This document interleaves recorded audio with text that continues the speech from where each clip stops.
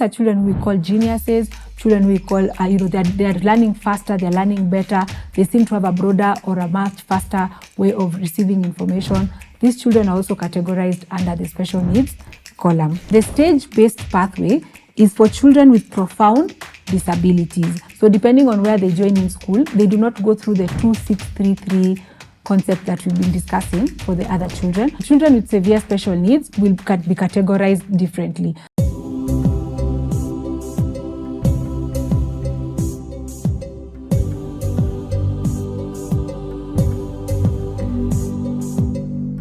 Welcome back to Elimu Cafe. I'm Teacher Leah, your teacher and educator, and today we're going to look at the special needs segment of the CBC curriculum.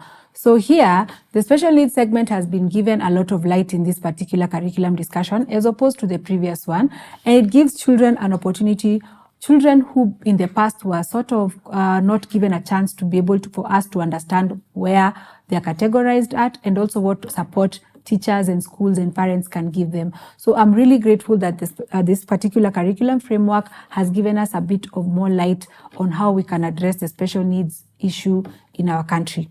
Now, special needs learners are categorized according to different needs. One, we can have the visual impairment, we have the physical impairment. They've introduced what we call the autism spectrum, the intellectual impairment, the emotional and behavioral impairment. We talk about the gifted and talented.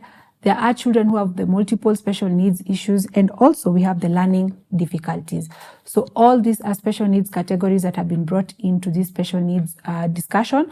And as we continue, I'm sure we shall be able to see more and more come up with regards to how it's been structured and what kind of support these learners will be getting. Now, when we look at their pathways, because that's going to be the most important discussion, is that these children have been given one, the stage-based pathway. The stage-based pathway is for children with profound disabilities. So this is more of children who, we call it almost severe disabilities. This is a child who has shown that they need a lot of assistance in their day-to-day living.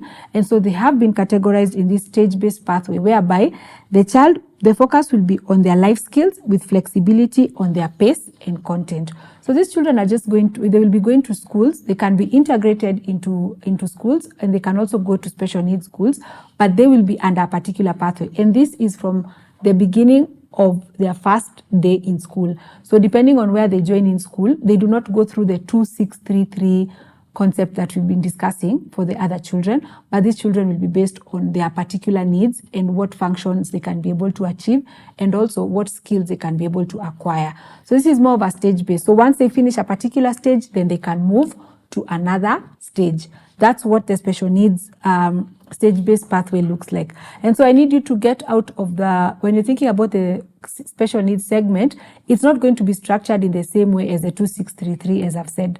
It's going to be sort of different, because remember, these children are going through different needs, and they're also going through different expectations with regards to where they're at.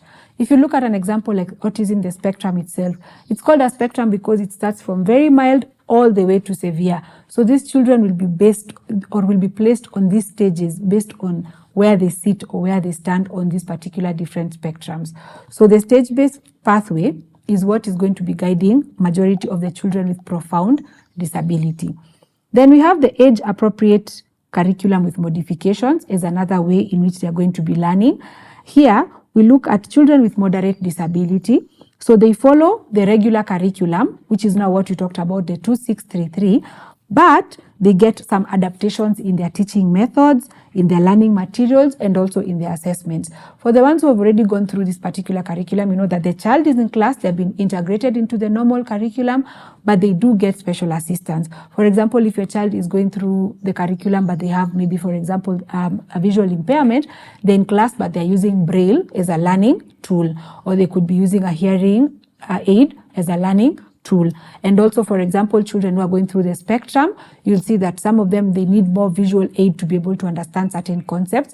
And this is for children, as I said before, who are within the moderate to mild special needs category.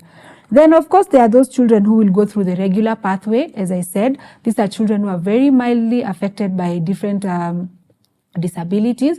These are children who are able to grasp ideas and they are able to go and integrated fully into a class and learn with little to no assistance. So these children will get very minimal support and they will actually go through the curriculum as we've discussed earlier. So these three ways is the ways in which the curriculum envisions for children with special needs to be able to integrate and to be able to be part and parcel of this curriculum journey. Now, the first and most important thing that you as a parent should do is find a way to get someone to assess your learner so that you can be able to know which particular way or where are they going to sit in this discussion. So, for example, a child who's going through, as I said, the moderate category or the moderate disability or moderate special needs, they will be placed very differently from a child who's going through the mild special needs spectrum. You will also find that children with severe special needs will be categorized differently. So this discussion really will start from the point of assessment, and the assessment is usually conducted by specialists who are well adapted to the special needs program. So we have special needs coordinators. If you're looking for someone to assist you, you can go to the Kenya Institute of Special Education to help you. You can find a child psychologist in hospitals. You can find, there is a program in government. I don't know if it's still running, but it was very good with finding, with this discussion. It was called the Educational and Assessment and Resource Center for Learners with Disability, also in different sub-counties. So as a parent, if you think that your child may require some assistance or you are not quite sure what's happening with your child when it comes to their special needs, this would be a good starting reference for you.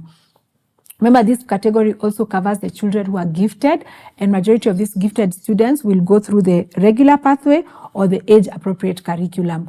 If your child is, you can see that your child, these are children who we call geniuses, children we call, they're learning faster, they're learning better, they seem to have a broader or a much faster way of receiving information. These children are also categorized under the special needs column.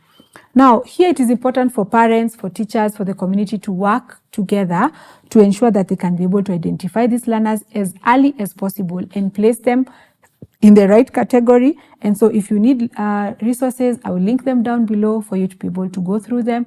And you can also reach out to us to be able to assist you where we can.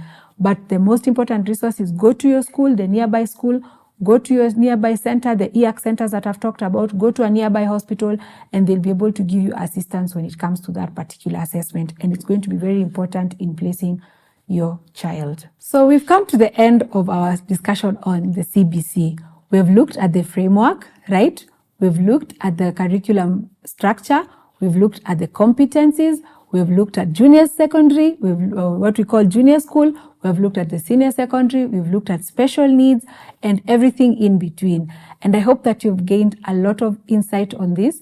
And even as we move forward, we do know that there is definitely a lot that needs to be done to ensure that this curriculum implementation continues or is a success. And so in the upcoming episodes, we're going to look at what are some of the pain points that we have experienced as teachers, as educators, as parents, as curriculum implementers, as policy implementers, and ask ourselves, how can we better the implementation of this beautiful, beautiful curriculum that was introduced to us a few years ago. So I hope that you've enjoyed yourself. And if you have any questions, any comments, or any ways you think that we can do better, or we can improve on the insights that we give you, we'd love to hear from you. So feel free to comment on the comment down below, reach out to us through our email that is at the end of this video, and also would love to hear from you. So thank you so much for taking your time to listen in, and we look forward to further engagements. God bless you, and bye.